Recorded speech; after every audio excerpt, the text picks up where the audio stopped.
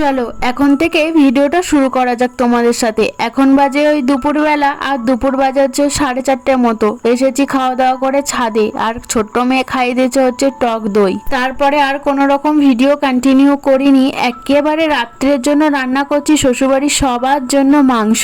তোমাদের আগের ভিডিওতে বলেছিলাম না যে আমি তোমাদেরকে একটা সুখবর জানাবো, তোমরা ভিডিওটা কন্টিনিউ দেখতে থাকো, সবার লাস্টে সুখবরটা জানাবো। এখানে তো আমি গান করতে করতে মাংস রান্না করছি, আর বাইরে ঝমঝমিয়ে বৃষ্টি হচ্ছে। তারপরে রিয়াও চলে আসলো হচ্ছে আমার সঙ্গে রান্না করতে। দেখো মাংসের ঝোল তো ফুটে উঠেছে, চলো ছাদের থেকে ঘুরে আসি। রান্না বান্না কমপ্লিট করে ছাদে আসলাম, ছাদে জল জমেছে, আমরা সবাই মিলে নাচ করছিলাম। দেখো কি মজাটা না হচ্ছিল, আমি তো দাদিনা দাদিনা করে নাচছিলাম, এমনকি টেটেঙ্গা টেটেঙ্গা গানেও নাচ করছিলাম।